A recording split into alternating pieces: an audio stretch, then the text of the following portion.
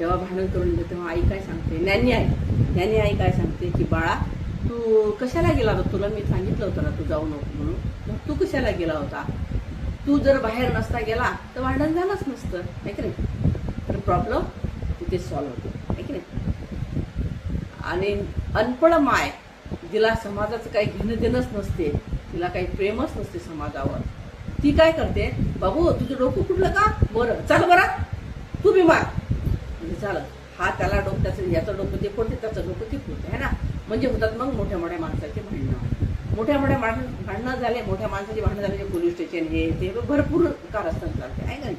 झालं वाटोळं लेकराचं, झाला धिंगाणा, छोटाच सांग.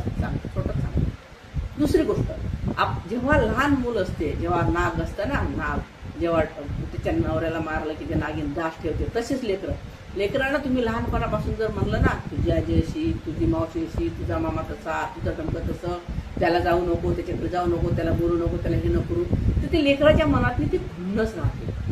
मला वाटतं लेकराच्या मनात ती खुन्नस राहते आणि ते खुन्नस मग ते मरेपर्यंत निघतच नाही. तो ज्या माणसाविषयी जहर भरवलं त्या माणसाचे जहर त्या लेकरांच्या मनात राहते, त्या लेकराच्या मग त्याच्या पुढे किती काय करा त्या आजीनं मावशीनं, त्या लेकराच्या मनात प्रेम येत नाही, कारण मायनं ती जहर भरलेलं असते ना कानातली, ते विष निघतच नसते. तसंच उदाहरणार्थ समजा आता लेकरांना आपण लहानपणापासून तसं सांगतात, आई तुझी मावशी तशी ती जहर भरतात. आता ती मावशी जेव्हा याच्यावर संकट येते तेव्हा त्यांना मावशी कामा पडत, कारण त्याला माहिती असते की हा लहानपणापासून आपला राग करते ना, तिथे मावशी जात ना, मामा जात ना, काका जात ना, चुलता जात ना, आजी जात ना, आबा जात ना, म्हणजे झालं ना तिच्या लेकराचं नुकसान. हे नुकसान करणार कोण, आपली आई. म्हणून सांगते सगळ्या मातांनो, सगळ्या आयांनो की आपल्या मुलांना चांगले संस्कार द्या, चांगले कर्म करा लावा. उदाहरणार्थ आता एखादा पेशंट असला, जो समजा मरू राहिला पेशंट, मग आता व्यक्तिगत आई, आता शेवटी आई आहे ना,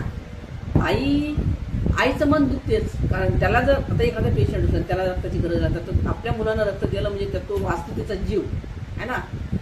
पण आई आहे, आईचं मन थोडंसं दुःख करते की बाबा माझ्या लेकराचं रक्त जर त्याला दिलं तर माझं लेकरं गलाटपणा येईल, पण नाही, ते जर मनाला समजावा, आपल्या लेकरापासून जर दुसऱ्याचा जीव वाचत असेल तर बिंदास रक्त देऊया असं तुम्ही सांगा.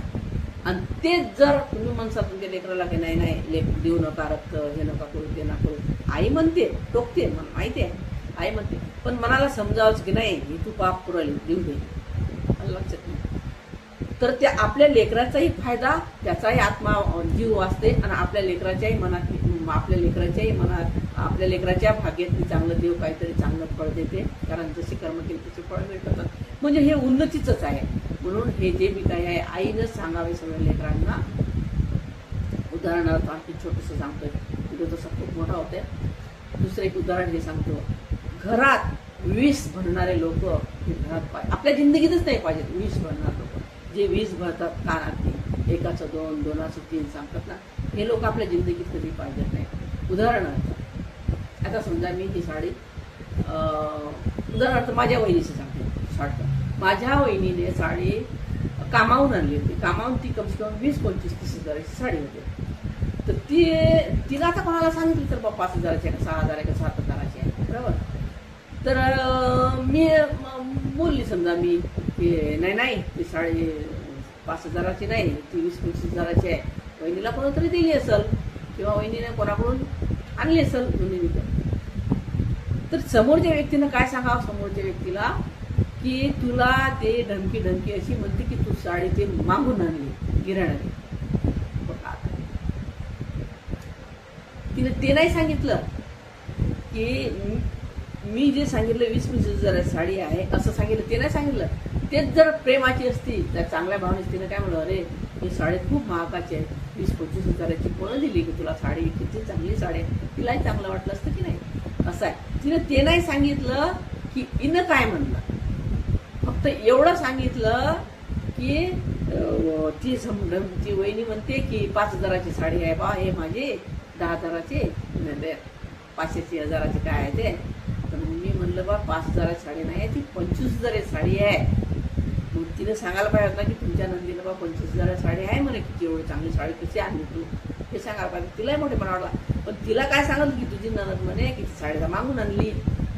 काय मोठेपणा सांगतं म्हणजे किती झाला ना विरोध. याला म्हणतात जहर भरणे. याला काय म्हणतात जहर भरणे आणि एकमेकाच्या मनात दुश्मनी आणून देणे. तसंच असंच रामायणमध्ये पण तेच झालं.